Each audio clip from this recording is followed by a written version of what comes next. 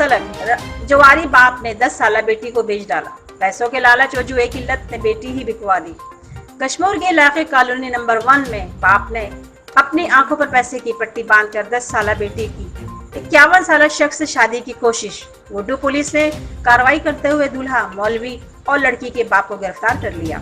SHO वुडू मंजूर अहमद लगारी ने नुमाइंदा मिशन न्यूज के राब्ते करने पर बताया, इत्तला मिली कि कम उम्र लड़की की शादी की जा रही है 51 साल दूल्हा हबीबुल्ला भुट्टो से।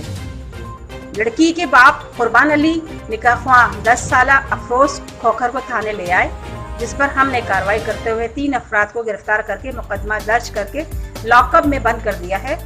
गिरफ्तार दूल्हा का कहना है कि मैंने 2 लाख में 10 साल अफरोज को इसके वालिद से खरीदा है। Report Inayatullah Malik, mission news Kashmir.